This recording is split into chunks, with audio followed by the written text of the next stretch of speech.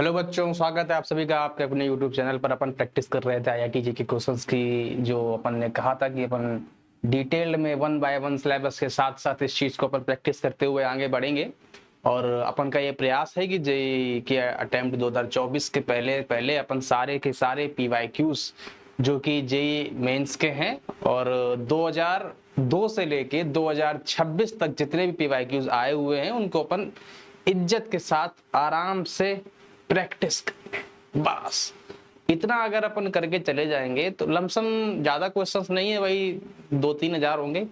2-3 हजार क्वेश्चंस की अगर अपन प्रैक्टिस करके चले जाएंगे, हर टॉपिक देखो ये क्वाड्रेटिक और फंक्शन क्वाड्रेटिक का टॉपिक है, इस पे लमसम 160 क्वेश्चंस है और अभी तक अपन ने 20 क्वेश्चंस की प्रैक्टिस कर ली है। 3-4 दिन में ये क्वाड्रेटिक खत्म हो जाएगा, 4-5 दिन में। फिर इसके बाद एक नया टॉपिक आएगा, उस पर अपन क्वेश्चंस की प्रैक्टिस करेंगे। तो ये बड़ी काम की बात है कि अपन क्रम बाय क्रम क्वेश्चंस की प्रैक्टिस कर रहे हैं और अपन ऐसा भी नहीं कर रहे हैं कि जो है अपने फेवरेबल के अनुसार क्वेश्चंस उठाए थे। जितने भी अपन ने क्वेश्चन उठाए हुए हैं सारे के सारे अभी तक जो अपन ने किए हैं वो 2026 मेंस में आए हुए जितने भी क्वाड्रेटिक के क्वेश्चंस है उनकी अभी तक अपन ने प्रैक्टिस कर ली है। तो अपन ये ईमानदारी के साथ कह रहे हैं कि आपको इस सीरीज से बहुत ही ज्यादा लाभ मिलने वाला है। बात पकड़ में आ रही होगी ऐसा हम उम्मीद करते हैं। बाकी चैनल को सब्सक्राइब कर लीजिए, ये निवेदन है मेरा, आग्रह है आपसे। आप अपना प्रेम इसी कारण इसी माध्यम से हमारे पास पहुंचा सकते हैं। आप अपना आशीर्वाद और अपना निवेदन इसी के माध्यम से अब तक पहुंचा सकते हैं। धन्यवाद। चलो भाई आगे बढ़ते हैं। यहाँ तक तो अपन ने सारा क्रियाकलाप कर लिया था कल। इसके साथ साथ अपन ने ये भी बताया था कि अपन जो क्वाड्रेटिक के क्वेश्चंस की जो अपन प्रैक्टिस कर रहे हैं उनमें अपन धीरे धीरे क्रम बाय क्रम आगे बढ़ते हुए चलेंगे। अपन ने लास्ट क्वेश्चन जो किया हुआ था वो शायद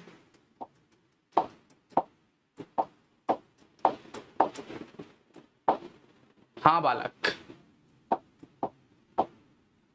ये वाला ये नहीं हुआ।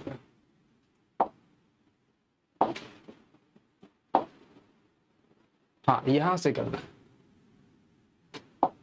ये वाला हो गया। चलो भाई साहब शुरू करते हैं, श्री गणेश करते हैं और जो होगा देखा जाएगा। जहां भी कृपा अटकेगी वहां कृपा अटकाई नहीं जाएगी, वहां प्रयास रहे कृपा ना अटके। हमारा ये पूरा प्रयास रहता है कि कृपा ना अटके, इससे अच्छा कुछ हो नहीं सकता है ना। चलो भाई, तो उम्मीद है क्वेश्चंस तो विजिबल ही होंगे। अगर क्वेश्चन नहीं विजिबल है तो आप अपने चश्मे का नंबर बढ़वाइए थोड़ा सा, और नंबर बढ़ा हुआ है तो हम इसको बढ़ा देते हैं थोड़ा सा, ठीक है। चलो भाई उम्मीद है क्वेश्चन अब तो विजिबल ही होगा। अब कह रहा है कि let alpha and beta be the roots of quadratic equation this. इस क्वाड्रेटिक इक्वेशंस के अल्फा और बीटा रूट्स हैं और लेमडा जो है वो रियल इंटीजर है, जेड से आ रहा है।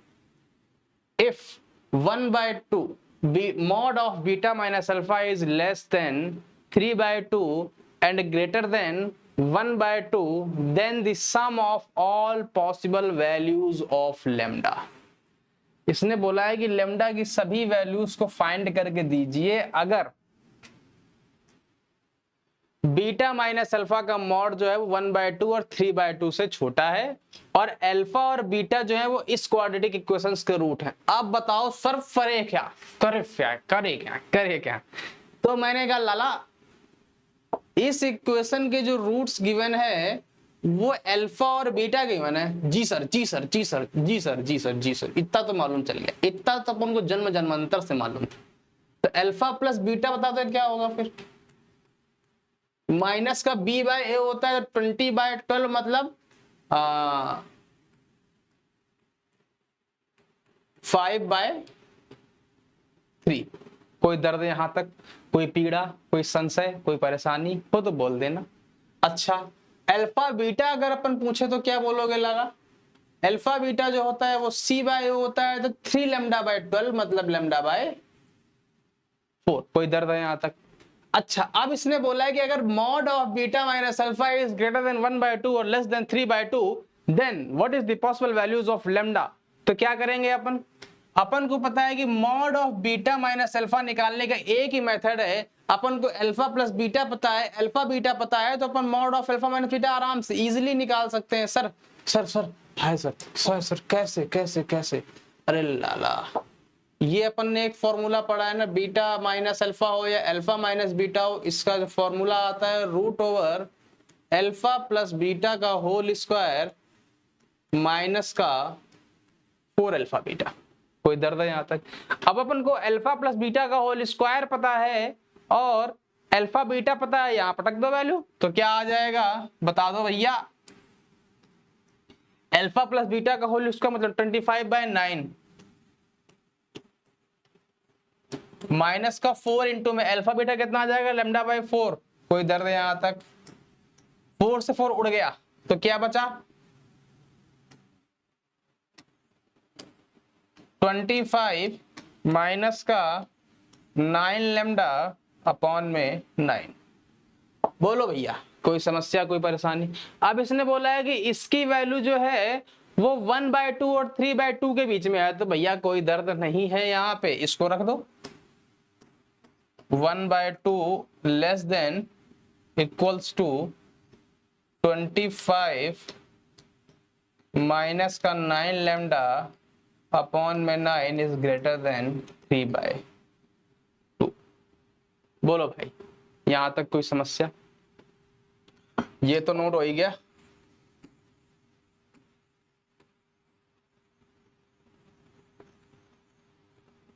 हाँ भैया सब्सक्राइब कर लेना। चलो भाई तो यहां से कितना आ गया, दोनों तरफ स्क्वायरिंग करते हैं। सर स्क्वायरिंग करने पर क्या इक्वलिटी का साइन चेंज होगा क्या? नहीं होगा। क्यों? क्योंकि इधर भी पॉजिटिव इधर भी पॉजिटिव इधर भी पॉजिटिव, जब पॉजिटिव पॉजिटिव पॉजिटिव होते हैं तो निगेटिव साइन चेंज नहीं होता है। अच्छा ऐसा भी होता है कि हाँ, अगर सर पॉजिटिव निगेटिव होता तब देखना पड़ता, और अगर निगेटिव निगेटिव होता तब तो चेंज होता ही होता। बात पकड़ में आ गई?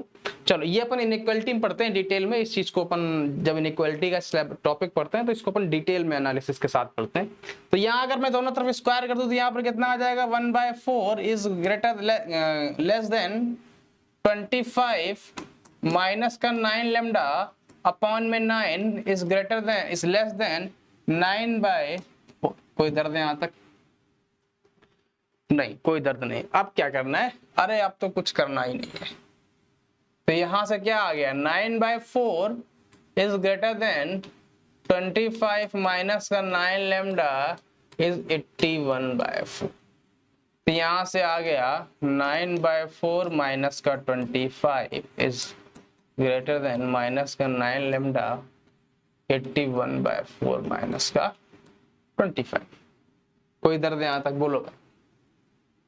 अगर कोई दर्द नहीं है तो यहां तक अपन ने इतना। अब इसके बाद इसका अपन यहां लिख देते हैं, तो माइनस का 25 चौको 100 और 100 से 1 गया तो माइनस का 91, तो 91/4 is great less than minus का 9 lambda is greater less than 25 choco 100 minus का 81, तो 81 माइनस का 100 डिवाइड बाय 4। कोई दर्द है यहां तक? क्लियर है यहां तक? हाँ चलो ये हटा दूंगा। ठीक है सर हटा दो हटा दो हटा दो, नोट कर लो यहां तक।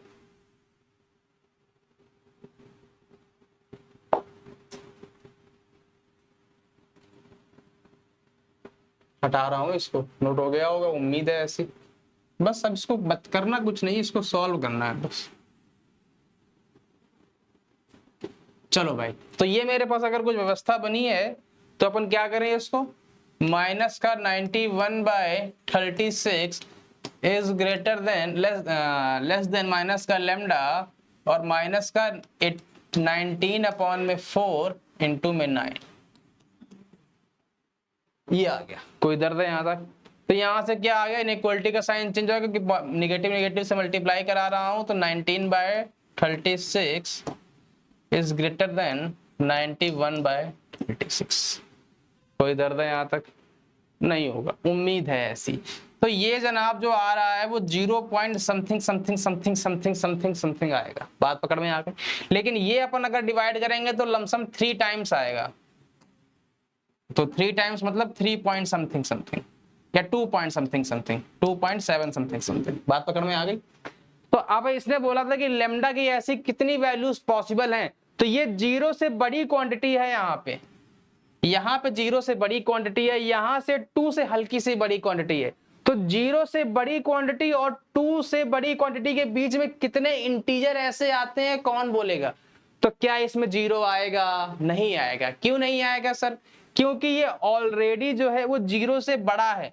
अगर 0 से बड़ा है तो इसमें 0 नहीं आएगा, क्योंकि 0 से बड़ा इंटीजर चाहिए।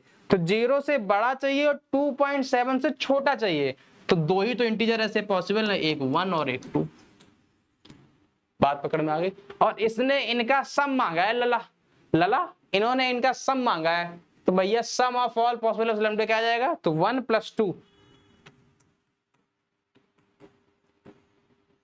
3। अरे बोलो भैया, हाँ हो गया ना, है इजी। इसीलिए अपन ने बोला है कि एक इंटीजर वैल्यूज को निकालना और इंटीग्रल वैल्यू को निकालने का एक ही फंडा है कि अपन को इंटीजर देखने उस इंटरवल में जहां पे उसने इंटरवल की डिमांड रखी है। पहली बात ये दिमाग में बैठा लो कि अगर वो पेपर में अपन से इंटीजर मांगता है, इंटीग्रल वैल्यू बोलता है या इंटीजर बोलता है, तो अपन को इंटीजर में आंसर निकाल के और इस वाले क्वेश्चंस में अपन को एड अप करना था। क्लियर है यहाँ तक? कोई फंडा, कोई दर्द हो तो बताना। आगे बढ़े। अगला क्वेश्चन क्या कह रहे हैं भाई साहब, दिख रहा होगा, अब दिख रहा होगा।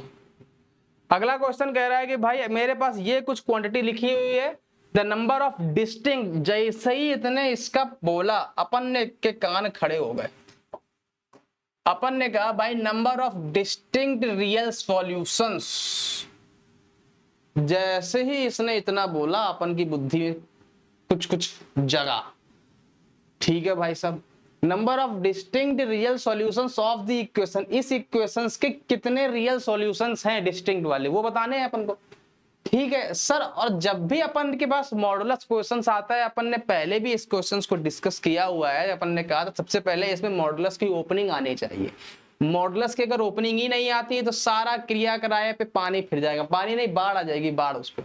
बात पकड़ में आ गई। तो अपन क्या करें, इसको इसकी ओपनिंग के लिए अपन को पता है कि इसके 2 क्रिटिकल पॉइंट हैं। 2 क्रिटिकल पॉइंट क्या है? एक -2 और -4। कोई दर्द है यहां तक? तो अपन इस इंटरवल को तोड़ेंगे 3 इंटरवल में। कौन कौन सा सर इंटरवल होगा, जरा ये बता दो सर मेरे को आप। तो एक होगा जो -4 से छोटा होगा, एक होगा जो -2 और -4 के बीच में होगा। कोई दर्द है यहां तक? एक होगा जो -2 से बड़ा होगा। कोई दर्द है यहां तक? कुछ नहीं करना है, सिंपल अप्रोच रखनी है। एक -4 से छोटा पकड़ के लाना है, एक -4 और 2 के बीच पकड़ के लाना है, और एक -2 से बड़ा। क्योंकि अपन की क्रिटिकल पॉइंट ढूंढ ही लिए, अपन का तो थोड़ा एकदम सब क्लियर है। इसका मतलब क्या हुआ कि अब अपन को इस इंटरवल में -4 से छोटे वाले में इस इक्वेशन को ब्रेक करनी है। -4 और -2 के इंटरवल में इस इक्वेशन को ब्रेक करनी है, और -2 से बड़े वाले इंटरवल में इस इक्वेशन को ब्रेक करनी है। यहां तक फंडा क्लियर है? अच्छा, अगर यहां तक क्लियर है, आप सर ब्रेक करना अपन को बस भगवान तो बैठे नहीं जो अपन को बता देंगे ब्रेक कैसे करना है। इसके लिए अपन को सीखना पड़ेगा क्या, कि एक काम करते हैं, कोई टेंशन नहीं लेना, एकदम सिंपल से बताऊंगा कैसे ब्रेक करना है। -4 से छोटे इंटरवल में अगर ब्रेक करना है तो अपन एक -4 से छोटा वाला कोई भी एक वैल्यू ढूंढ लेते हैं। -4 छोटा क्या होगा? -5 होगा सर। -5 होगा। जरा -5 इस ब्रैकेट में डाल के देखते हैं क्या आउटपुट देगा। तो -5 अगर मैं यहां डालता हूं तो -1 देगा। वो निगेटिव है कि पॉजिटिव है? निगेटिव है। और ये क्या देगा? ये भी निगेटिव देगा। इसका मतलब क्या हुआ कि दोनों के दोनों मॉडुलस के अंदर निगेटिव क्वांटिटी आ रही है।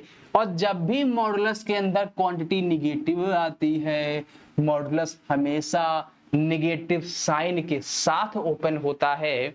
इसका मतलब -4 से छोटे वाले में -x+4 ओपन होगा, और -3 x+2 ओपन होगा, +10 = 0।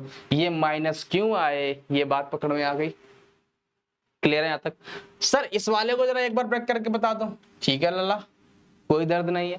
-4 और -2 के बीच में कोई भी एक मेरे को इंटीजर बता दो। सर माइनस का 3 आता है। अच्छा, अगर माइनस का 3 आता है तो -3 जरा इस पे डाल के देख लो।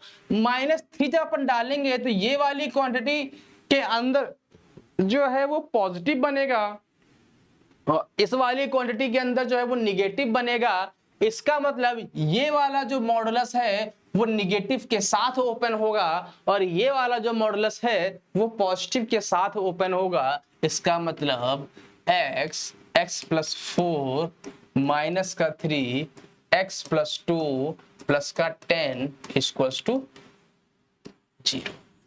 बात पकड़ में आ गई? अच्छा, अब -2 से अगर बड़ी क्वांटिटी है तो कोई भी एक पकड़ लो। -2 से बड़ी क्वांटिटी एक ले लो भाई, -3। -3 बड़ी की छोटी है? -3 छोटी है लाला। -1 ले लो, -1 बड़ी है। तो -1 जब दोनों इंटरवल में डालोगे तो दोनों के दोनों पॉजिटिव देंगे। या -1 से बड़ी तो 1 भी होती है, 0 भी होती है, 2 भी होती है, 3 भी होती है। तो कोई भी डाल दो, दोनों के दोनों मॉडुलस के अंदर पॉजिटिव क्वांटिटी ही बनेगी। अगर पॉजिटिव क्वांटिटी बनेगी इसका मतलब लाला कि ये जो है पॉजिटिव ओपनिंग लेगा। तो क्या बन जाएगा यहाँ पे x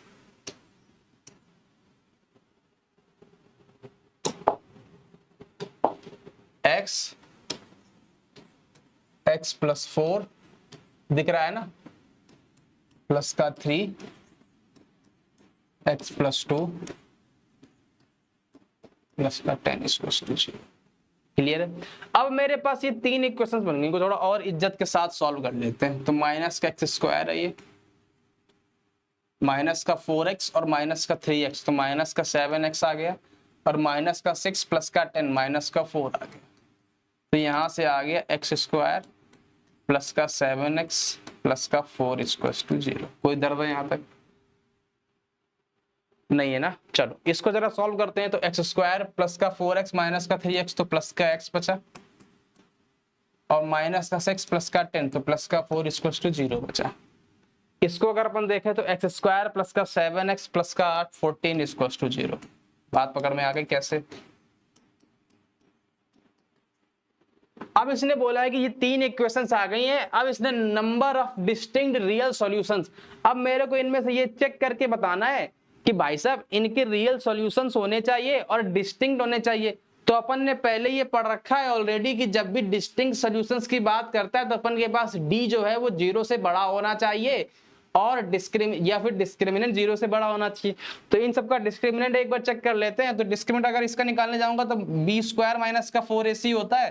तो b² मतलब 49 माइनस का 4 इंटू में a इंटू में 4, ये 0 से बड़ा है? हाँ बड़ा है। इसका मतलब इसके पास 2 डिस्टिंक्ट रियल सॉल्यूशंस हैं। बात पकड़ में आ गई? इसके पास 2 डिस्टिंक्ट रियल सॉल्यूशंस हैं। बात पकड़ में आ गई?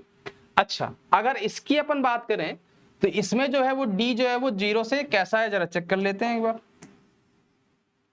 इसका जो d आएगा b² माइनस का 4ac, तो b² माइनस का 4 इंटू में 4 जो कि 0 से छोटा है। मतलब इस वाले केसेस में इसके रूट्स रियल नहीं होंगे। इस वाले केसेस में इसका लीडिंग कोफिशिएंट जो है पॉजिटिव है, डी नेगेटिव है। तो ग्राफ ऐसा बनेगा। अगर ग्राफ ऐसा बनेगा तो ये एक्स एक्सिस को कट नहीं करेगा। अगर ये कट नहीं करेगा तो इसके रियल रूट्स होंगे ही नहीं, इमेजिनरी रूट्स होंगे। बात पकड़ में आ गई?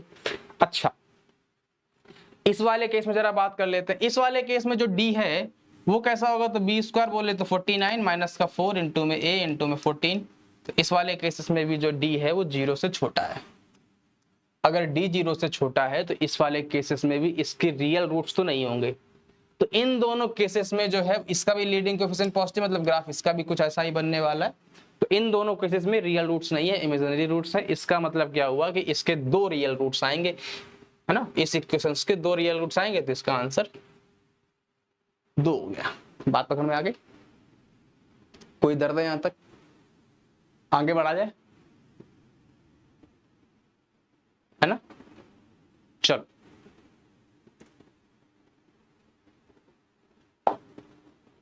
अब इस वाले क्वेश्चन पे बात कर लेते हैं। नोट हो गया होगा उम्मीद है।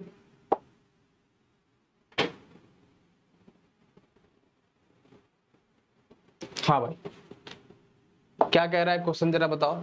Alpha and beta with the roots of equation x square plus का 2ax प्लस का 3a plus 10 equals to 0 if alpha is less than 1 is less than beta then the set of all possible values of a. इसने a की ऐसी सभी values की demand रखी है जो इस इक्वेशन पे ए बैठा हुआ है और इस इक्वेशन को लाई कर रहा है। सर बस एक बात पकड़ में आनी चाहिए। क्या सर? इसने बोला है कि alpha and beta with the roots of this equation. ठीक है सर, बात पकड़ में आ गई, आ गई, आ गई, आ गई, आ गई, आ गई। अल्फा इसका रूट्स है और बीटा भी इसका रूट्स है। ठीक है सर, इतनी बुद्धि क्लियर हुई। इसने बोला है such that alpha is less than 1 is less than beta. जैसे इसने ये लाइन बोली कि alpha is less than 1 and 1 is less than beta, तो यहां से मेरे मन में एक बात तो सेट होनी चाहिए कि भाई साहब ये दोनों रूट्स जो हैं वो पहली बात तो अलग अलग है। कैसे अलग अलग है सर? क्योंकि इन दोनों के बीच में एक ऐसा इंटीजर लाई कर रहा है जो इन दोनों को सेपरेट कर रहा है, मतलब दोनों सेम तो नहीं है। Alpha beta are the distinct roots. अब सर ये रियल है कि इमेजिनरी है? तो इसने ऑलरेडी बोला है कि alpha is less then greater than 1 और beta is 1 is greater than less than beta. इसका मतलब इसके रूट्स जो हैं वो रियल हैं और डिस्टिंक्ट हैं। कैसे पकड़ा मैंने? ये बात पकड़ में आ गई। तो यहां से अपन को जाहिर सी बात है एक बात तो क्लियर होनी चाहिए कि इसका जो डी है वो 0 से बड़ा। बात पकड़ में आ गई। सर इक्वल चलेगा क्या? इक्वल इक्वल इक्वल लगा दे, लगा दे क्या? लगा दे? नहीं लला। डी 0 के इक्वल तब होता है जब रूट्स जो है वो सेम होते हैं। इसमें सेम नहीं बन रहे हैं, सेम हो ही नहीं सकते। क्यों नहीं हो सकते सर? सर क्यों नहीं हो सकते? इसलिए नहीं हो सकते क्योंकि इन दोनों को एक इंटीजर सेपरेट कर रहा है। और ऐसा कभी संभव हुआ है क्या कि 2 और 2 को एक इंटीजर सेपरेट कर दे, ये 3 और 3 को एक इंटीजर सेपरेट कर दे? नहीं ना, दोनों सेम ही है तो सेपरेट कहां से हो जाएंगे? इसका मतलब ये हुआ कि अल्फा और बीटा के बीच में एक इंटीजर लाई कर रहा है जो कि इन रूट्स को डिस्टिंक्ट कर रहा है। मतलब रूट्स इसके रियल भी हैं और डिफरेंट भी हैं। इतनी बात तो क्लियर हो जानी चाहिए यहाँ। फिर इसने बोला है then the set of all possible values of a. ठीक है सर, कोई दर्द नहीं। अच्छा, इसने एक कंडीशन और दी है कि 1 जो है वो अल्फा और बीटा के बीच में लाई कर रहा है। मैंने कहा ठीक है सर। अच्छा, अल्फा और बीटा होते हैं क्या? है क्या? रूट्स हैं। रूट्स होते क्या हैं? जो एक्स एक्सिस को कट करता है वो वाली लाइन होती है जो एक्स एक्सिस को कट करती। मान लो ये ग्राफ है, इसका लीडिंग कोफिशिएंट पॉजिटिव है और अपन को पता है जब लीडिंग कोफिशिएंट पॉजिटिव है तो ग्राफ अपवर्ड पैराबोला बनता है। और अगर अपवर्ड पैराबोला बनता है मतलब ऐसा कुछ बनता है, और अगर सर ए नेगेटिव होता तब ऐसा ग्राफ बनता, ऐसा ग्राफ बनता। लेकिन इस वाले केसेस में तो अपवर्ड पैराबोला बनेगा। इसका मतलब ये अल्फा रूट्स है, ये बीटा रूट्स है। ठीक है सर, 1 जो है वो इन दोनों के बीच में कहीं लाई कर रहा है, मतलब 1 यहां कहीं होगा। अच्छा, मैं अगर तुमसे बोलूं कि बताओ अल्फा से बड़ा और बीटा से छोटे के बीच में लाए आने वाली एक्स की वैल्यू पे फंक्शन कैसा होगा? निगेटिव होगा कि पॉजिटिव होगा? तो सर मेरे को पता है कि एक्स अगर अल्फा से छोटा है तो यहां कहीं होगा, और इस वाले केसेस में अगर मैं फंक्शन की वैल्यू निकालूंगा तो ऊपर कहीं बैठी होगी क्योंकि ये मेरे पास वाई एक्सिस है ऐसी कुछ, तो ऊपर कहीं आएगी। इसका मतलब एफ अल्फा से छोटी वाली क्वांटिटी पे एक्स की वैल्यू जो भी होगी उस वाले ग्राफ में एफ जो है वो फंक्शन जो है वो 0 से बड़ा होगा, पहली बात। और अगर अल्फा और बीटा के बीच में आ जाए तो ग्राफ एक्स एक्सिस के नीचे लाई कर रहा है। अगर ग्राफ एक्स एक्सिस के नीचे लाई कर रहा है इसका मतलब ग्राफ निगेटिव में लाई कर रहा है। इसका मतलब अगर एक्स की वैल्यू अल्फा और बीटा के बीच में है तो ग्राफ जो है वो एफ एक्स पे 0 से छोटा होगा। बात पकड़ में आई? इसका मतलब 1 अगर इसके बीच में लाई कर रहा है तो F1 0 से बड़ा कि 0 से छोटा। ये अगर आपने बता दिया तो समझो इस कॉन्सेप्ट को आपने समझ लिया। तो अगर मैं बोलूं कि F1 जो है वो 0 से छोटा कि 0 से बड़ा, तो सर तुरंत बोलेंगे F1 जो है वो 0 से छोटा। कोई दर्द है यहां तक? नोट डाउन हो गया? नोट कर लो गाला, हो गया ना? चलो अब आगे बढ़ते हैं।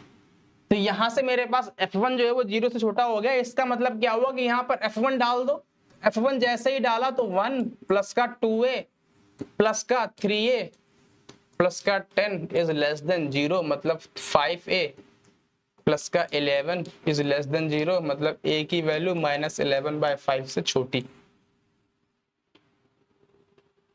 बात पकड़ में आ गई? मतलब a की वैल्यू -∞ से -11 ओपन इंटरवल। कोई दर्द है यहां तक? इसका आंसर क्या आएगा? ये sir sir sir sir sir sir sir एक दर्द है। क्या दर्द है सर? दर्द ये है कि सर ये वाला भी तो हो सकता था। ये वाला जीवाला काहे नहीं लिया आपने सर? जीवाला भी ले लेते सर। बात तो सही कह रहा है, जीवाला काहे नहीं लिया सर जीवाला भी ले सकते थे। और ये हाँ मानता हूं कि ये दोनों नहीं होंगे, क्यों? क्योंकि इस इंटरवल में ये दोनों तो आ ही नहीं रहे सर, लेकिन इसमें तो आ रहा है ना, ये दोनों ही ले लेते। अब यहां पर गणित आती है। इसने बोला था डी इसका 0 से बड़ा भी है, तो अब अगर डी 0 से बड़ा है तो इस वाले आंसर में जो आता आंसर और इस वाले आंसर से जो आता आंसर, इससे जो आंसर आया है और इससे जो आंसर आता, उनमें अपन लेते इंटरसेक्शन, उनमें अपन लेते इंटरसेक्शन। और जैसे ही अपन इंटरसेक्शन लेने जाते, तो अगर मैं इन दोनों में इंटरसेक्शन लूंगा तो आंसर में इंटरसेक्शन मतलब जो दोनों में कॉमन होगा। इसमें तो यही बचा है केवल, तो दोनों में कॉमन कौन सा आएगा? यही वाला तो आएगा। बात पकड़ में आ गई? अरे समझो, मैं एक पॉइंट एक्स्ट्रा खेल रहा हूं, मैं इसकी वैल्यू नहीं निकाल रहा हूं, मैं मान के चलता हूं कि इसका डी 0 से बड़ा है। अगर डी 0 से बड़ा है इसका मतलब आंसर इसका यही आएगा। अगर आंसर इसका यही आएगा, फिर इससे जो आंसर आया ये वाला और इससे जो आंसर आया ये वाला, इन दोनों में लेना है इंटरसेक्शन। अगर इंटरसेक्शन लेना है, इसका मतलब क्या हुआ कि भाई साहब भाई साहब भाई साहब, इंटरसेक्शन में एक यही आंसर पॉसिबल है। बात पकड़ में आ गई? क्लियर है यहां तक बात? आगे बढ़े।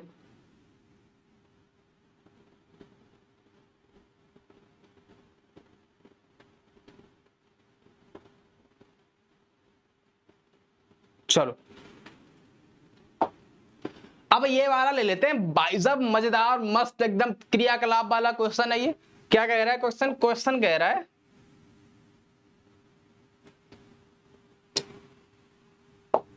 कि भाई sum of all the roots of the equation. ठीक है, इस इक्वेशन पे ये कहां चला जाता है? पेन भी कहीं भटक जाता है। प्रेम विलय में पागल प्रेमी, ये पेन भी ऐसा ही, प्रेम विलय में पागल प्रेमी। क्या कह रहा है? x माइनस 1 का होल स्क्वायर माइनस का 5 modulus of x minus 1 plus का 6 इक्वल्स टू 0। इसके सम ऑफ ऑल द रूट्स, इसके जो भी सॉल्यूशंस आएंगे उनका सम अपन को बताना है। बात पकड़ में आ गई? ठीक है सर, बता देंगे। बता इसमें कौन सी आपने बहुत बड़ी रॉकेट साइंस बता दिया है सर। आपने अभी अभी बताया है कि मॉडुलस को ओपन करना आना चाहिए, अपन को आता है, अपन को आता है। तो सर कर दें ओपन? हाँ कर दो ओपन बाबा, कर दो कर दो कर दो। तो सर इसकी दो ओपनिंग होगी, एक 1 से छोटा 1 से बड़ा वाला और एक 1 से छोटा वाला। मैंने कहा ठीक है भाई। अगर 1 से छोटा होगा तो ये निगेटिव में ओपनिंग लेगा, मतलब x माइनस 1 का होल स्क्वायर माइनस का 5 प्लस का x माइनस 1 प्लस का 6 इक्वल्स टू 0। सर अगर ये वाला लेंगे तो कॉस्ट जैसा है एज इट इज ओपन हो जाएगा, तो x माइनस का 1 का होल स्क्वायर माइनस का 5 modulus of x minus 1 plus का 6 इक्वल्स टू 0। कोई दर्द है यहां तक? क्लियर है? उम्मीद है यहां तक कोई दर्द नहीं होगा। अब इसको जरा ओपन कर दो, तो यहां से एक्स स्क्वायर प्लस का 1 माइनस का 2x और माइनस का 5x, तो माइनस का 7x प्लस का 1 माइनस का 5, तो माइनस का प्लस का 1 और प्लस का 5, तो प्लस का 6 और प्लस का 6 प्लस का 6 प्लस का 12 इज इक्वल्स टू 0। कोई दर्द है यहां तक? सही है ना? एक्स स्क्वायर प्लस का 1 माइनस का 2x, यहां से अगर करेंगे तो एक्स स्क्वायर आ जाएगा प्लस का 1 आ जाएगा, तो प्लस का 1 माइनस का 5 माइनस का 4 प्लस का 6, तो प्लस का 2 आ जाएगा, और माइनस का 2x प्लस का 5x, तो 3x आ जाएगा इज इक्वल्स टू 0। कोई दर्द है यहां तक? बोलो भाई। नहीं ना? अब जरा अपन इसको सॉल्व करते हैं। तो एक्स स्क्वायर माइनस का 4x माइनस का 3x प्लस का 12 इक्वल टू 0। x आया कॉमन, x माइनस 4 माइनस का 3x minus 4 is equal to 0। तो यहाँ से x की वैल्यू 4 आ गई और 3 आ गई। जो भी x की वैल्यू 4 और 3 आई, अपन को इसको बाद में चेक भी करना है कि ये क्या वैल्यू x 1 से बड़ी है। हाँ, दोनों की दोनों 1 से बड़ी है, मतलब दोनों के दोनों आंसर सही है। इसमें जरा आ जाओ। इसमें अगर अपन बात करें तो एक्स स्क्वायर प्लस का 2x प्लस का 1 प्लस का 2 इक्वल टू 0। x कॉमन ले लिया, x प्लस 2 प्लस का 1 x plus 2 equal to 0। x की वैल्यू आ गई माइनस का 2 और माइनस का 1। बात पकड़ में आ गई। तो यहाँ से दोनों की दोनों क्या 1 से छोटी है? हाँ, दोनों की दोनों 1 से छोटी है, मतलब 4 वैल्यूज पॉसिबल है। इन चारों वैल्यूज का सम बताना है। तो 4 3 7 माइनस का 3, तो 4 आंसर आएगा। कहीं आ रहा है? हाँ, ये वाला आ रहा है। बात पकड़ में आ गई। तो पहले अपन को ओपनिंग आनी चाहिए और ओपनिंग के साथ साथ अपन को ये सारे क्रियाकलाप भी आने चाहिए। बात पकड़ में आ गई। चलो भाई, अगले क्वेश्चन के दर्द को समझते हैं थोड़ा सा। अगला क्वेश्चन क्या कह रहा है? हाँ भाई, अगला क्वेश्चन कह रहा है sum of square of the roots of this and square of this. मतलब इसके जो भी आंसर आएंगे उसके आंसर्स को स्क्वायर करके ऐड करना है, और इसके जो भी आंसर्स आएंगे उसके स्क्वायर को ऐड करके जोड़ना है, और जो दोनों के फाइनल आंसर आएंगे उनको भी ऐड करके जोड़ना। देखो भाई, पेपर को निकालने का सबसे पहला मेथड है क्वेश्चंस को अच्छे से पढ़ना। अगर आप क्वेश्चंस को अच्छे से नहीं पढ़ेंगे तो घंटा फर्क नहीं पड़ता कि आपने कितनी मेहनत की है। अगर आपने क्वेश्चंस को अच्छे से नहीं पढ़ा, इसका मतलब आपके 100% पॉसिबिलिटी है कि आप क्वेश्चंस को गलत करेंगे, क्योंकि आपने क्वेश्चंस की जो डिमांड है वो ही अगर पकड़ में नहीं आ पाई तो ये संभव नहीं है कि आप उसका आंसर भी सही दे पाए, है ना। इस बात को आप अपने मस्तिष्क में बैठा कर रखें। मैं उन टीचरों में नहीं हूँ जो आपको अरबला गरबला के जो मर्जी है वो बोल के निकल जाऊं। मैं जो भी बोल रहा हूँ उसके पीछे एक तार्किक अनुभव होता है, उस अनुभव के साथ उस चीज को बोलता हूँ।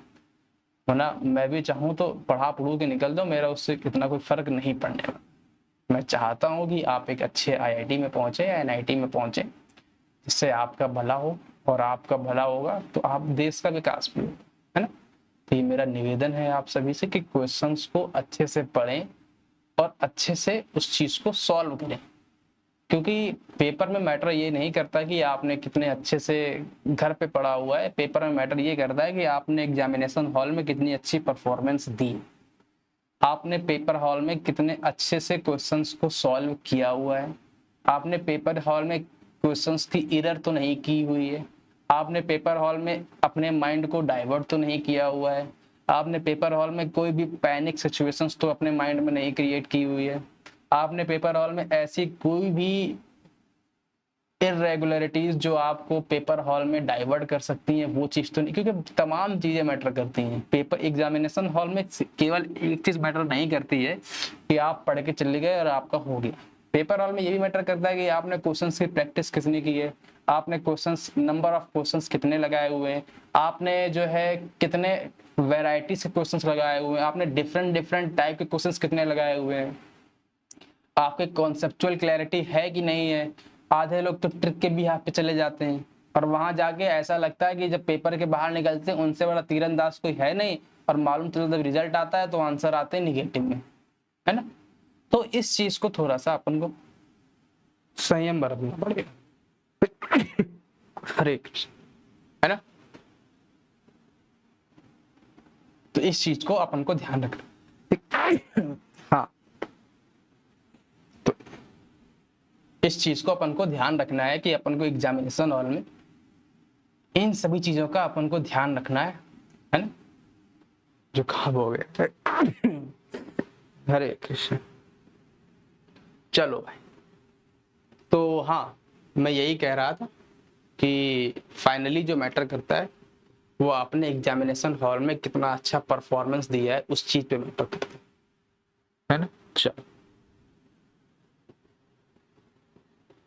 बहुत ज्यादा जुकाम हो रखा है, बार बार छींक ही आ रहे हैं। एक होता है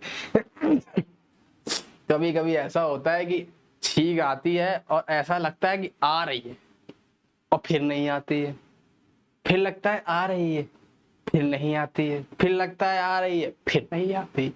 तो वो जो प्रोसेस है ना, वो अभी हो रहा था मेरे साथ। कैसा मुझे लग रहा था कि बस बस आ गई आ गई आ गई आ गई आ गई, और फिर वापस हो जाती है। तो ऐसा कई बार होता है ना। चलो कोई बात नहीं, समय के परिस्थिति के अनुसार अपन आगे बढ़ते हैं। मेरी इस बात का ध्यान रखना, क्योंकि मैं चाहता हूं कि आप अच्छी आईआईटी में पहुंचे, एनआईटी में पहुंचे। इसीलिए अपन ज्यादा बकवास की बातें नहीं करते हैं, अपन जो काम की बातें होती हैं उस चीज पे ज्यादा ध्यान रखते हैं, है ना। तो ये निवेदन है मेरा आपसे, ये निवेदन है मेरा आपसे कि जो है आप अपने समय को अच्छे से प्रयोग करिए, क्वेश्चंस की प्रैक्टिस करिए, पीवाईक्यूज को सॉल्व करिए। पीवाईक्यूज को तो अपन सॉल्व कर ही रहे हैं, इसके साथ साथ आप वैरायटीज ऑफ क्वेश्चंस की प्रैक्टिस करिए। और मैं जितने भी क्वेश्चंस करवा रहा हूं उनको मैं डिटेल्ड में करवा रहा हूं,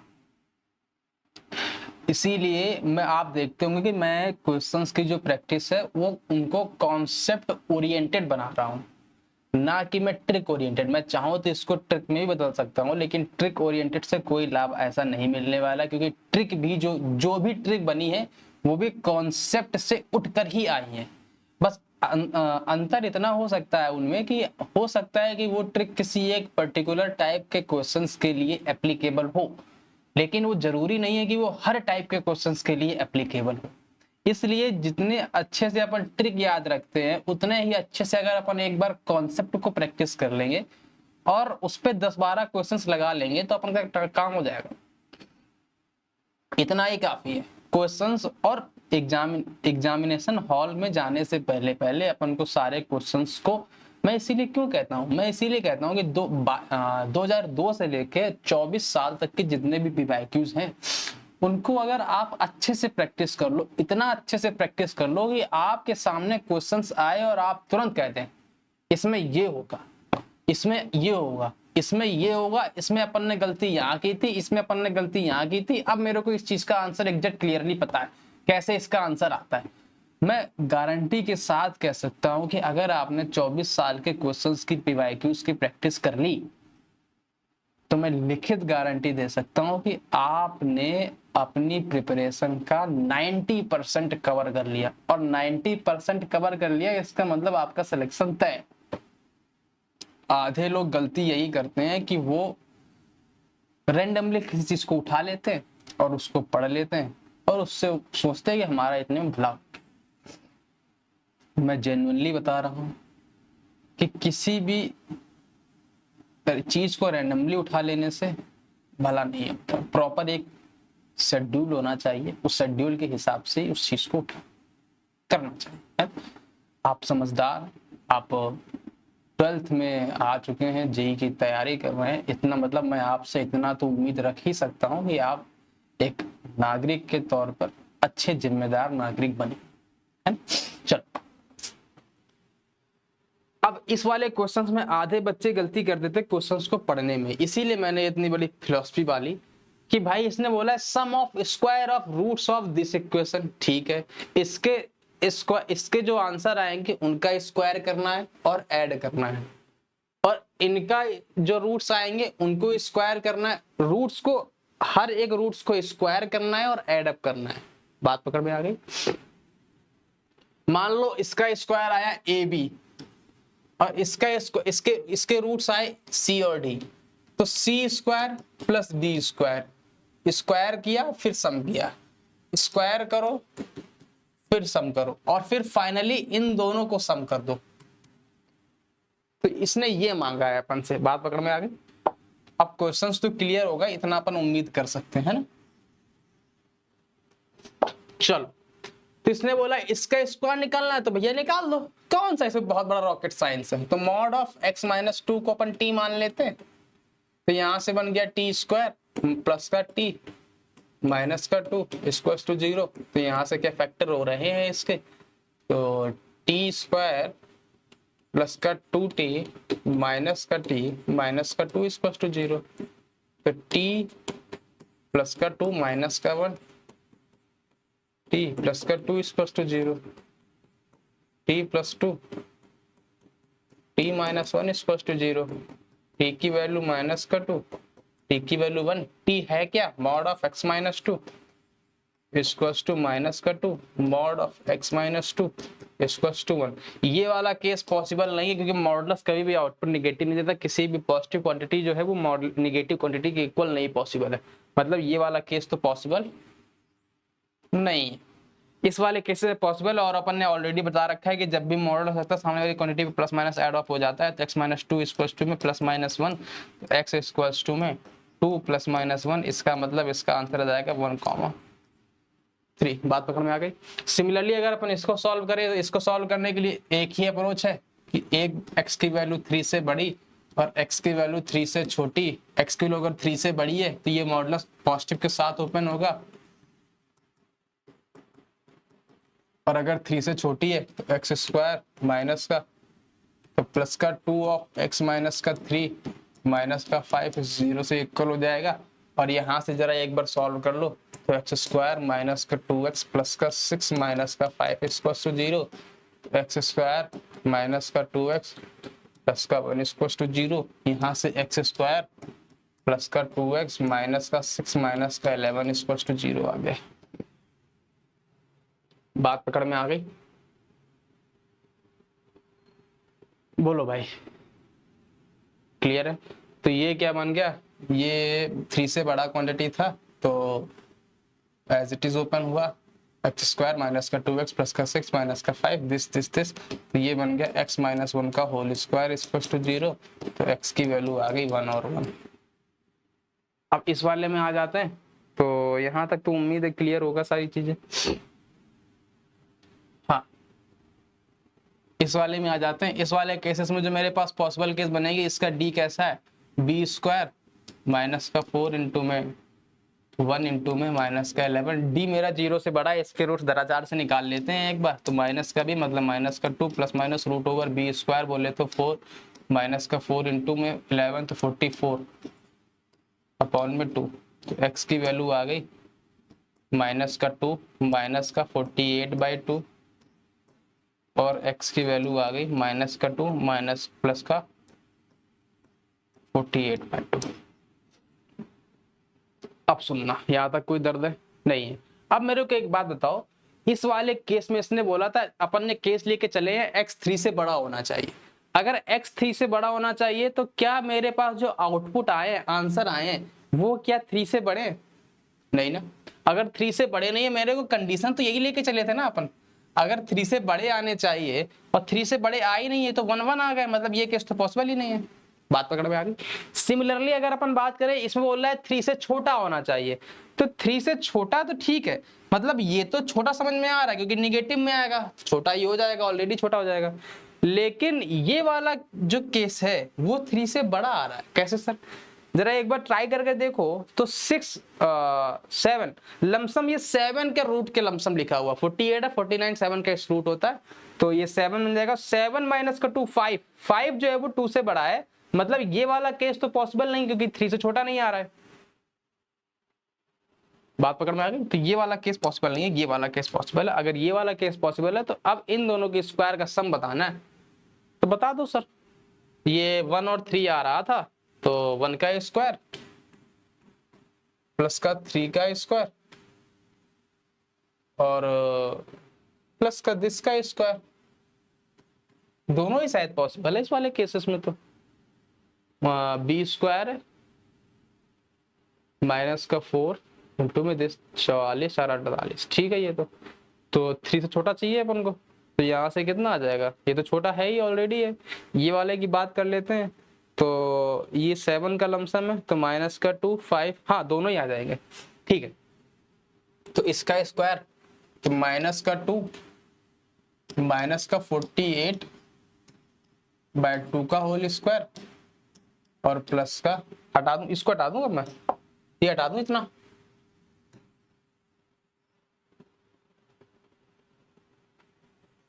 है ना, ये हटा देता हूं,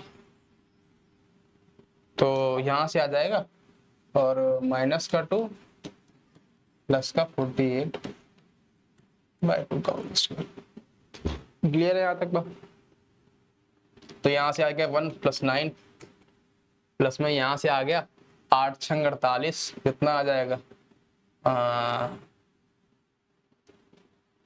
4 2 √24 बनेगा अंदर, तो -1 - √24 12 चौक 12 12 12 12 12, तो -1 मैंने 48 को लिखा है ऐसा,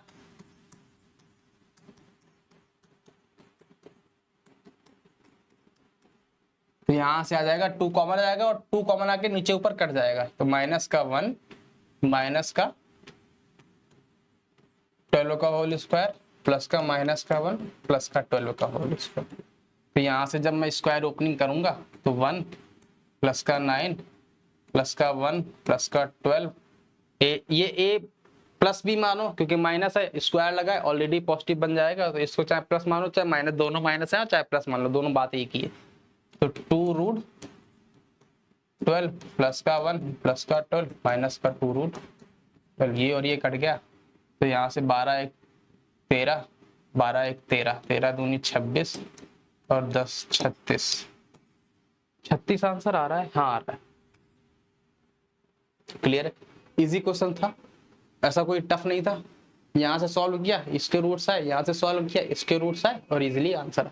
तो ये बात समझ रहे हो ना कि इस टाइप के जो क्वेश्चंस आ रहे हैं वो पहले जो जेईई एडवांस में आया करते थे वो आजकल जेईई मेंस में आने लग गए, है ना। तो इस बात को अपन को माइंड में रखना भी है कि क्वेश्चंस का लेवल जो है वो थोड़ा सा बड़ा हुआ है ना, क्वेश्चंस का लेवल बड़ा हुआ है, इस बात को माइंड में रखना है। और मैं गारंटी के साथ कह सकता हूँ कि अगर इतने जितना मैं क्वेश्चंस करवा रहा हूँ इतना ही अगर आप जिस हिसाब से मैं करवा रहा हूँ एनालिसिस टाइप के, ट्रिक के बिहाफ पे नहीं, एनालिसिस के बिहाफ पे, तो आप पेपर में अच्छा परफॉर्म करेंगे, ये मेरी गारंटी है ना, मेरा ये मैं सत्य कह रहा हूँ, है ना। इस बात को थोड़ा सा विचार करिएगा।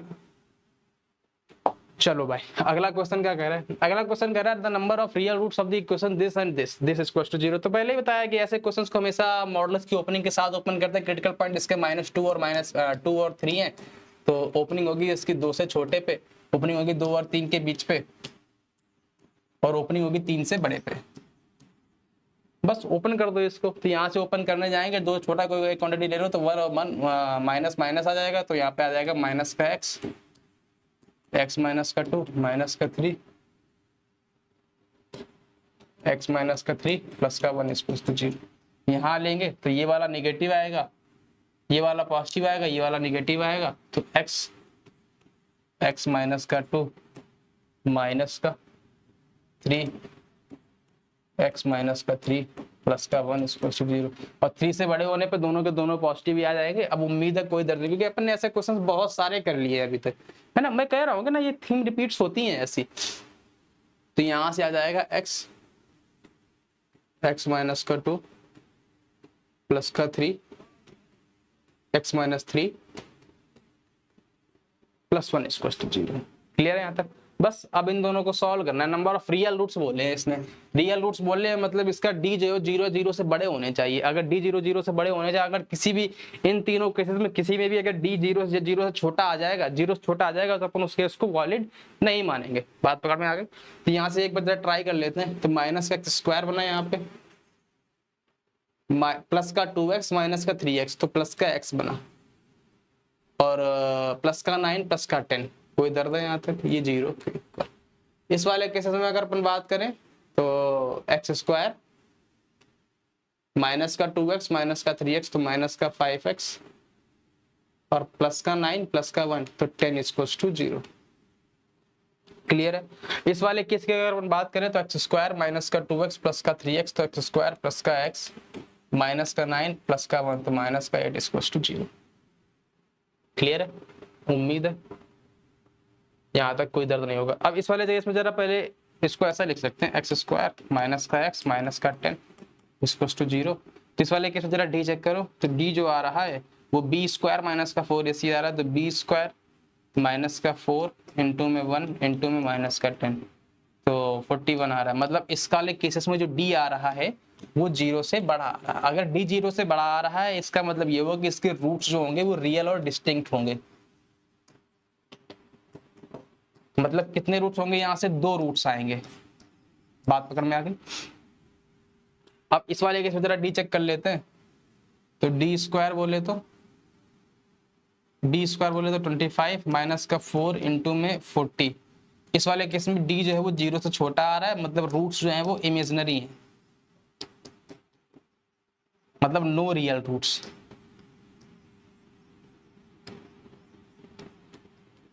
बात पकड़ में आ गई, मतलब यहां से जीरो रियल रूट्स। इस वाले केस में अगर अपन बात करें तो डी की वैल्यू जो आ रही है वो बी स्क्वायर माइनस का 4 ऐसी होती है। तो बी स्क्वायर बोले तो 1 माइनस का 4 इंटू में माइनस का 8, 8 चौको 32, 1 33, जो कि 0 से बड़ा है। इसका मतलब डी भी इसका 0 से बड़ा आ रहा है, मतलब रूट्स जो है वो रियल है और डिस्टिंक्ट है, मतलब दो रूट्स यहाँ से आ जाएंगे। अगर दो रूट्स यहाँ से आ गए, यहाँ से 0 रूट्स आ गए, यहाँ से 2 रूट्स आ गए, तो इसने बोला नंबर ऑफ रियल रूट्स, तो 2 + 0 + 2, तो आंसर कितना आ जाएगा?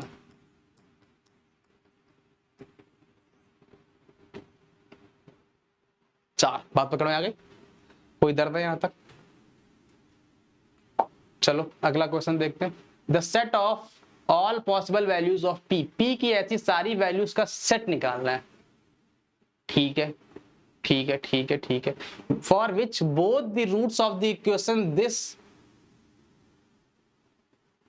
For which both the roots of the equation, इसके जो दोनों रूट्स हैं अल्फा और बीटा, वो दोनों के दोनों रूट्स निगेटिव हैं। मतलब इसने बोला है कि जो पी की ऐसी वैल्यूज का सेट निकालो जिससे इसके दोनों के दो, ये बाई पी यहां पर लाई कर रहा है, तो इसके दोनों के दोनों जो भी रूट्स हो वो निगेटिव हो। पहली बात, are negative and real number, negative भी हो और रियल नंबर भी हो। ठीक है, ठीक है। बी दिस इंटरवल, अच्छा पी का जो इंटरवल आ रहा है सेट वो ये है। ठीक है। देन बीटा माइनस 2 अल्फा, मतलब पी का जो सेट है वो ये है, अल्फा और बीटा, और अल्फा और बीटा ही निकालना है। लेकिन पी ऐसी वैल्यूज हैं जो यहां पर डालूं और जो भी इक्वेशन बनेगी उसके जो रूट्स आएंगे वो दोनों के दोनों निगेटिव होंगे और रियल नंबर होंगे। क्लियर है यहां तक बात? बोलो भाई।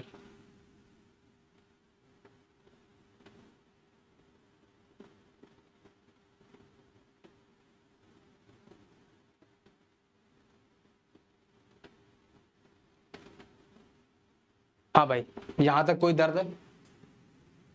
चलो भाई ठीक है, मान लेते हैं।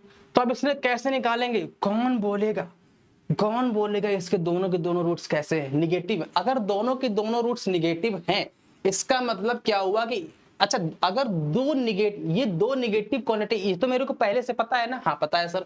अगर दो निगेटिव क्वांटिटी है और दोनों ही रूट्स हैं, तो इनका जो सम ऑफ रूट्स है वो कैसा आना चाहिए? वो भी निगेटिव आना चाहिए। बोलो भाई, यहां तक कोई दर्द? मेरे को पता है कि इसके जो दोनों रूट्स हैं, हर पी के वैल्यूज के लिए इसके दोनों रूट्स जो हैं वो निगेटिव आने चाहिए। ठीक है। अगर निगेटिव आने चाहिए तो उनका रूट्स का जो सम है वो भी निगेटिव होगा, कि दो निगेटिव क्वांटिटीज का सम जो होता है वो निगेटिव होता है। अच्छा अगर मैं इसके प्रोडक्ट ऑफ रूट्स की बात करूं तो प्रोडक्ट ऑफ रूट्स की अगर अपन बात करें कि दो निगेटिव क्वांटिटीज का जो प्रोडक्ट होता है वो भी पॉजिटिव होता है। अगर ये नेगेटिव और ये नेगेटिव दोनों नेगेटिव हैं और उनका प्रोडक्ट जो है वो 0 से बड़ा हो जाएगा, मतलब ये 0 से बड़ा हो गया। अच्छा इसने बोला है कि सर निगेटिव रियल नंबर है, इसका मतलब इसके रूट्स जो है वो रियल नंबर है। इसका मतलब इसके डी क्या होगा, डिस्क्रिमिनेंट कैसा होगा? 0 से बड़ा कि 0 से छोटा? 0 से बड़ा। सर इसने आपने सर इक्वल क्यों लगा दिया यहाँ पे? इक्वल इसलिए लगा दिया कि दो रूट सेम भी तो हो सकते हैं। इसने ऐसा तो ऐसा सच नहीं बोला है ना कि दोनों रूट्स जो है वो डिस्टिंक्ट है, ऐसा नहीं बोला। इसने बोला केवल रियल नंबर और निगेटिव है। तो हो सकता है कि दो रूट्स हो जो कि सेम हो और जो है वो निगेटिव में भी आते हो। फंडा क्लियर है? तो मेरे को ये 3 कंडीशंस को अप्लाई करना है इस वाले केसेस में, तभी तो इसके जो है वो रूट्स जो है वो निगेटिव रियल नंबर आएंगे। क्योंकि निगेटिव रियल नंबर है मतलब दोनों का सम निगेटिव होगा और दोनों का प्रोडक्ट निगेटिव होगा और डिस्क्रिमिनेंट 0 से बड़ा होगा। यहां इन तीनों कंडीशंस को सॉल्व करने के बाद जो भी पी की वैल्यू आएगी उसका सेट ये है और फिर इसकी वैल्यू निकाल के देनी है। पहले तो क्वेश्चन क्लियर हुआ?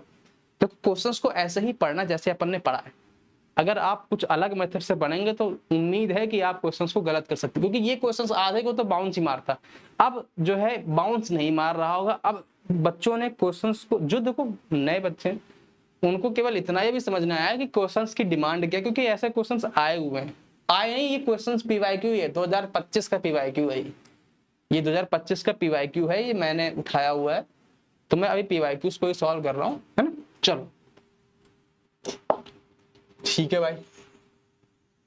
तो मतलब अपन को एक कंडीशंस आ गई कि अपन को ये 3 कंडीशंस को अप्लाई करना है। अल्फा प्लस बीटा 0 से छोटा मतलब माइनस का b/2a, तो यहां पर a क्या है 1 है, b क्या है माइनस का p+2 है, और c क्या है 2p+9।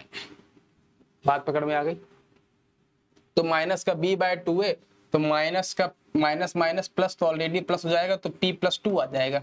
अरे माइनस का b/2a होता है ना alpha plus beta, alpha plus beta minus का b/2a होता है, और b है तो एक ऑलरेडी b में पहले से ही निगेटिव है, इसका मतलब माइनस माइनस प्लस, और ये जो है वो 0 से छोटा। सर नीचे 2 भी तो होगा, अरे 2 को मैंने 0 से मल्टीप्लाई करवा दिया, क्योंकि पॉजिटिव क्वांटिटी है, 0 से मल्टीप्लाई करो डायरेक्टली। अरे ये लो करवा देता हूँ यार, फिर इसको मल्टीप्लाई करवाया तो ये हट जाए, अब दर्द नहीं है ना। तो यहाँ से ये इतना बना। अच्छा प्रोडक्ट जो है वो 0 से बड़ा है, मतलब c/a है, तो 2p+9 जो है वो 0 से बड़ा है। ठीक है, ये 2 कंडीशंस हो गई। पहले इन दोनों को सॉल्व कर लेते हैं, इसके बाद अपन इस वाले पे आएंगे, और फिर जो आंसर आएगा उसमें इससे जो आंसर आएगा और इससे जो आंसर आएगा, इससे जो आंसर आएगा, इन तीनों में इंटरसेक्शन लेना है ना। तो ये बोल रहा है p की वैल्यू -2 से छोटी, मतलब p की वैल्यू -∞ से -2। बात पकड़ में आ गई, क्लियर है। हाँ इस वाले केसेस में आ जाते हैं, तो p की वैल्यू 9 से -9/2 से बड़ी, मतलब p की वैल्यू बिलोंग करेगी -9/2 से इन्फिनिटी। बात पकड़ में आ गई।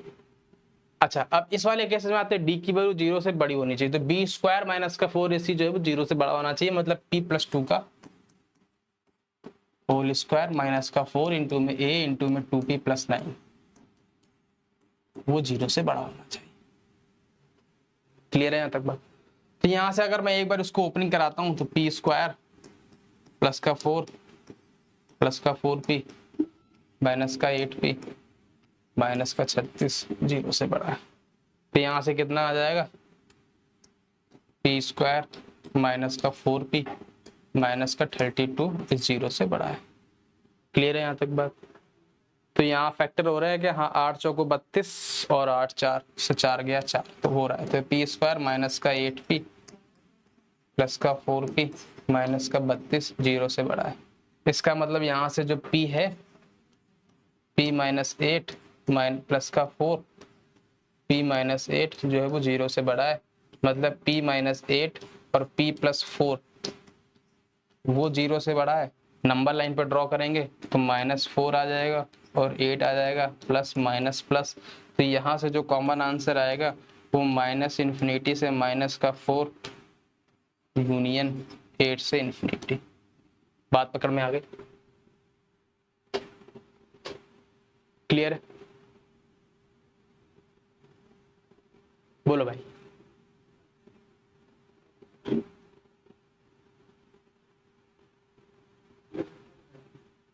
यहां तक उम्मीद है कोई दर्द नहीं होगा। अब कुछ नहीं करना है, इन तीनों में कॉमन ले लेना है, तो कॉमन ले लो सर। एक बोल रहा है -∞ से -2 तक, एक बोल रहा है, लो नंबर लाइन पर ड्रॉ कर देते हैं। एक -∞ से -2 तक, -2 यहाँ पर है, -4 यहाँ पर है, और माइनस का 9/2 मतलब -9/2 यहाँ पर। तो बस कुछ नहीं करना है, p की वैल्यू को यहाँ -9/2 है, तो यहाँ से एक बोल रहा है -9/2 से इन्फिनिटी, मतलब ये लो इन्फिनिटी तक। ठीक है सर। एक बोल रहा है -∞ से -4 और 8 से इन्फिनिटी। एक बार इसका कलर चेंज कर देते हैं, तो -∞ से -4 तक और 8 से इन्फिनिटी तक। ठीक है सर। और एक बोल रहा है, कहाँ गया दूसरा, ये -∞ से -2 तक, ये लो। ठीक है। अब इन दोनों में कॉमन, इन तीनों में कॉमन कौन सा आ रहा है, एक ये है, दूसरा हरा वाला दिख रहा है ना कलर, एक ये वाला रीजन आया, ये पूरी लाइन यहां से यहां तक, एक ये वाला रीजन आया, हट जा भाई। हाँ, एक ये वाला रीजन आया यहाँ से यहाँ तक और यहाँ से यहाँ तक, ये दोनों एक ही रीजन है। और एक ये वाला, इन तीनों में कॉमन जो आ रहा है वो ये वाला आ रहा है, इतना, वो भी कहाँ तक, केवल -9/2 तक, वो भी -9/2 तक। तो -9/2 से -4 तक बात पकड़ में आ गई। तो क्या आ जाएगा, आंसर जो आ जाएगा पी की वैल्यू वो -9/2 से -4 तक। बात पकड़ में आ गई। तो अब अल्फा मिल गया, अल्फा कितना आ गया, -9/2। बीटा कितना आ गया, -4। बस काम हो गया अपना। तो बीटा -2 अल्फा निकालना है, तो बीटा -2 इंटू में अल्फा -9/2, 2 से 2 कट गया, +9 -4, तो 5 आ गया। कहीं आ रहा है 5, पहला ही आंसर 5 है। क्लियर है, इजी क्वेश्चन है, ऐसा कोई डिफिकल्ट क्वेश्चन नहीं है कि बहुत बड़ा रॉकेट साइंस है, केवल कैलकुलेशन और एरर नहीं करनी, जैसे अपन ने सॉल्व किया डिटेल बाय डिटेल वैसे ही सॉल्व करना है। अल्फा प्लस बीटा निगेटिव करना है, -b/2 को अपन ने निगेटिव किया, यहाँ से एक रीजन आया। फिर अल्फा बीटा जो था दोनों के दोनों रूट्स नेगेटिव है, तो प्रोडक्ट उनका पॉजिटिव हो जाएगा, तो अल्फा बीटा 0 से बड़ा होना चाहिए। इसका मतलब c/a जो है वो 0 से बड़ा होना चाहिए, तो अपन ने यहाँ से एक रीजन निकाला। फिर अपन के पास रियल रूट्स हैं, इसका मतलब d जो है वो 0 से बड़ा होना चाहिए, इसका मतलब अपन ने एक रूट्स यहाँ से निकाला। फिर इन तीनों में जो कॉमन आया तो अपन ने देखा -∞ से -2 तक था, तो एक रीजन ये वाला बीच, ये वाला -∞ से -2 तक, ये वाला पहला वाला ऊपर वाला सबसे ऊपर वाला। फिर -∞ से -4 और 8 से इन्फिनिटी, तो -∞ से -4 तक आया, फिर 8 से इन्फिनिटी आया, तो ये दोनों एक ही रीजन है, ठीक है। और फिर आया कहाँ गया -9/2 से इन्फिनिटी, तो -9/2 से इन्फिनिटी। अब देखो पहला रीजन, ये पूरा दूसरा रीजन, ये तीसरा रीजन, इन तीनों में कॉमन कौन सा रीजन आ रहा है, यही वाला आ रहा है केवल, -9/2 से -4 तक का। तो यहाँ से ये आ गया, यहाँ से अल्फा बीटा गिवन थे, अल्फा बीटा निकाल लिया और यहाँ पे वैल्यू पुटअप कर दी, हो गया, इजी था। चलो भाई अगला सॉल्व करते हैं। अगला कह रहा है consider the equation x² plus का 4x माइनस का 9 इज 0 और n जो है बिलोंग कर रहा है 20 से लेके 100 तक, नेचुरल नंबर है, ठीक है सर। n जो है वो नेचुरल नंबर है और 20 से लेके 100 तक है। The sum of distinct values of n for which the given equation has the integral root.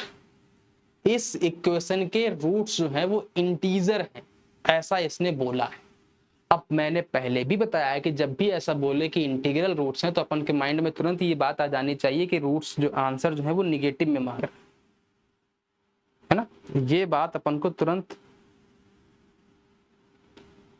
समझ में आ जानी चाहिए। क्लियर है ना ये बात, चलो। हाँ भाई, तो अपन कहाँ पे थे, ये वाला कर रहे थे क्वेश्चन, ठीक है सर कोई दर्द नहीं है। अपन से बोला है इंटीग्रल रूट्स होने, धरा 4 फॉर्मूला लगा दो, माइनस का b है तो -4 प्लस माइनस √b² बोले तो p² बोले तो 16 -4 इंटू में a -9 अपॉन में 2 है, ये रूट्स आ जाएंगे, ठीक है सर आ जाए। अब इसने बोला है कि रूट्स इसके इंटीग्रल रूट्स होने चाहिए। The number of values of n for which the given equation has the integral roots. तो एक बार जरा इसको सॉल्व कर लेते हैं। तो 4 पूरे से कॉमन आ रहा है, तो -4 प्लस माइनस √ बाहर 16 प्लस का 4 लिख लेते हैं पहले, अपॉन में 2। अब 4 कॉमन आ जाएगा तो माइनस प्लस का 2 बाहर आएगा रूट के बाहर, तो -4 प्लस माइनस 2 रूट, यहाँ से जाएगा 4 प्लस का n अपॉन में 2। यहाँ से देखो 2 से 2 ऊपर नीचे कट रहा है, तो -2 प्लस माइनस √4 प्लस n। अब ये रूट्स को इंटीजर होना चाहिए, यही तो मेरे पास x की वैल्यूज आ रही हैं।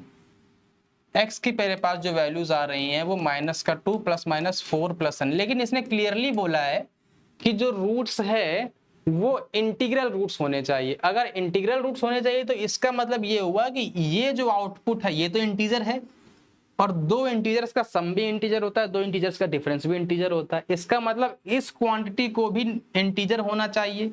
अगर इस क्वांटिटी को भी इंटीजर होना चाहिए, इसका मतलब 4 प्लस n को परफेक्ट स्क्वायर होना पड़ेगा, तभी तो रूट्स के बाहर इंटीजर आंसर आएगा। अगर 4 प्लस n परफेक्ट स्क्वायर नहीं होगा तो फिर ये इंटीजर पॉसिबल ही नहीं है, पहली बात, ठीक है सर। तो 4 प्लस एन को परफेक्ट स्क्वायर होना ही पड़ेगा। ठीक है सर, कोई बात नहीं। अगर 4 प्लस एन को परफेक्ट स्क्वायर होना पड़ेगा और एन जो है वो 25 से लेके 100 तक है, तो 4 प्लस एन जो होगा वो 24 से लेके 104 तक हो जाएगा। बोलो भाई कोई दर्द है यहां तक? नहीं ना। अब मेरे को बताओ 4 प्लस एन को परफेक्ट स्क्वायर होना है और 24 से लेके 104 के बीच में ऐसे कितने नंबर हैं जो परफेक्ट स्क्वायर हैं? सर एक 25 है, एक 36 है, 5 का स्क्वायर 25, 6 का स्क्वायर 36, 7 का स्क्वायर 49, 8 का स्क्वायर 64, 9 का स्क्वायर 81, 10 का स्क्वायर 100। तो 1 2 3 4 5 6 6 ऐसी वैल्यूज आ रही हैं जो इसका आंसर इंटीग्रल दे रही हैं, जो इस और इस इंटरवल के बीच में लाई कर रही हैं। क्लियर है यहां तक बात? फंडा क्लियर है? कोई दर्द है कि नहीं? क्लियर है ना? आगे बढ़े। आधे लोगों का दर्द इस बात में होगा कि सर ये बार बार ऊपर क्या देखते हैं? बेटा स्क्रीन ऊपर लगी है, कैमरा नीचे लगा है, तो हम कैमरे में देखते हैं तो फेस टू फेस आता है, स्क्रीन में देखते हैं तो ऐसा लगता है जनाब ऊपर देख रहे हैं, है ना? इस चीज को डाउट नहीं रखना है माइंड में, है ना? चलो समझ में आया ये वाला? इजी है। अगला बढ़े। x प्लस 2 12 माइनस का k equal to 2 have equal roots. Equal roots मन की घंटी बजी d0 के इक्वल है। पहले इसको लिख लेते हैं, x स्क्वायर प्लस का 2x 12 माइनस का k इक्वल टू 2। तो 12x स्क्वायर प्लस का 24x माइनस का kx स्क्वायर माइनस का 2kx इक्वल टू 2। तो 12 माइनस का k एक्स स्क्वायर 24x और माइनस का 2kx, तो 24 माइनस का 2k x 24 माइनस का 2kx माइनस का 2 इक्वल टू 0। इसका जो d है वो 0 के इक्वल है, तो d को 0 के इक्वल कर दो, b स्क्वायर माइनस का 4ac आ जाएगा। तो 24 माइनस का 2k का होल स्क्वायर माइनस का 4 इंटू में 12 माइनस का k इंटू में माइनस का 2 0 के इक्वल। तो यहाँ से जो आ जाएगा 2 बाहर आ जाएगा कॉमन, तो यहाँ से 4 को लेना पड़ेगा, है ना? तो यहाँ 12 माइनस का k का होल स्क्वायर, यहाँ से 4 आया बाहर तो 4 और 4 कट गया, हट गया, 0 में चला गया। तो यहाँ पे 12 माइनस का 2, माइनस माइनस प्लस हो गया, तो यहाँ 2 इक्वल टू 0। ये 4 हट गया, यहाँ से 4 आया, 4 4 हट गया। अब देखो यहाँ से 12 माइनस के बाहर आ रहा है, कॉमन आ रहा है, तो कॉमन ले लो सर। तो 12 माइनस के को अपन ने कॉमन ले लिया, अंदर बचा 12 माइनस का k और प्लस का 2 इक्वल टू 0। तो यहाँ से जो माइनस का k प्लस का 14 और 12 माइनस का k इक्वल टू 0, तो यहाँ से k की वैल्यू आ गई 12 और माइनस का 14। बात पकड़ में आ गई? यहाँ तक कोई दर्द तो नहीं है? ठीक है सर, कोई दर्द नहीं है, यहाँ तक सब गाड़ी बढ़िया चल रही थी। लेकिन सर इसमें 2 वैल्यूज तो आपने निकाल दी। ठीक है, निकाल दी सर। अब इसमें अपन को ये बताना है कि इन केसेस में इसके इक्वल रूट्स इसने बोले हुए थे। हाँ सर बोले हुए थे, बिल्कुल सही बात सर, एकदम सही बात है, कोई दर्द नहीं है, यहाँ तक सारी बातें क्लियर है। तो अब मेरे को ये वाले रूट्स आगे distance of the point k,k/2 निकालना है। ठीक है सर, तो एक बार जरा चेक कर ले। 12x स्क्वायर प्लस का 24x माइनस का kx स्क्वायर माइनस का 2kx इक्वल टू 2। ठीक है सर, ये भी सही है। तो 12x स्क्वायर 12 माइनस के एक्स स्क्वायर, ठीक है, और 24 माइनस का 2k x, ठीक है, माइनस का 2 इक्वल टू 0, ठीक है। बी स्क्वायर माइनस 4 इसे 0 के इक्वल होना चाहिए, तो 24 माइनस का 2k का whole square b square minus का 4 इंटू में 12 माइनस के इंटू में c माइनस का 2। 12 माइनस के, यहाँ से 2 को मैंने बाहर लिया तो 12 बचा, यहाँ पे 12 माइनस के का होल स्क्वायर, यहाँ से 4 आएगा बाहर, 4 और 4 हट गया, 12 माइनस के, ये आ गया, ठीक है सर। फिर यहाँ से अपन ने 12 माइनस के को बाहर ले लिया, तो यहाँ से बता 12 माइनस के और प्लस का 2, तो के माइनस के प्लस 14 और 12 माइनस के इक्वल टू 0। तो यहाँ से के की वैल्यू 2 आ गई। इसने बोला के और के बाय 2, तो 12,6 एक पॉइंट आया और माइनस का 14, माइनस 7 पॉइंट आया। यहाँ तक कोई दर्द है? बोलो भाई, क्लियर है यहाँ तक बात? यहाँ तक कोई दर्द हो तो बोलो। अब नहीं है, अब मेरे से इसने बोला है कि इस k और k बाय 2 की इस पॉइंट से डिस्टेंस निकालनी है। तो किसी भी लाइन की किसी भी पॉइंट से जो डिस्टेंस होती है, मान लो ये a कॉमा b है, ये मान लो a कॉमा b है, और इस लाइन की इक्वेशन अगर lx plus my plus n equal to 0 है, तो बताओ भैया कि इस इक्वेशन ये डिस्टेंस कितनी होती है? तो अपन को पता है एल ए, जहां जहां x है वहां a डाल दो, जहां जहां y है वहां b डाल दो, तो mod of lx plus my plus n upon में root over l square plus m square, यही तो होती है ये डिस्टेंस। तो बस अब कुछ नहीं करना, ये लाइन पता है, ये दोनों पॉइंट पता है, इन दोनों की डिस्टेंस निकाल दो। तो 12 इंटू में 3 प्लस का 6 इंटू में 4 प्लस का 5 अपॉन में 9 प्लस 16, एक ये आंसर आएगा और एक उससे आंसर आ जाएगा। माइनस का 3 इंटू में माइनस का 14 माइनस का 7 इंटू में 4 प्लस का 5 अपॉन में रूट ओवर 9 प्लस 16। क्लियरली बात है कि यहाँ से आंसर निगेटिव आ रहा है, कहीं भी निगेटिव नहीं आ रहा, मतलब ये वाला केस तो इनवैलिड है। जो आंसर यहाँ से आएगा वो इसका आंसर हो जाएगा। क्लियर है यहाँ तक? उम्मीद है यहाँ तक बात समझ में आई होगी। निवेदन है, इतनी देर रुक गए हो तो चैनल को सब्सक्राइब कर लो भैया महाराज, काहे के लिए बच्चे को परेशान किया? कर लो, बाकी अपना पढ़ो आराम से, है ना। चलो अब इतना रखते हैं, फिर इसके बाद एक और रिकॉर्ड करते हैं, इसके बाद वो भी भेजते हैं।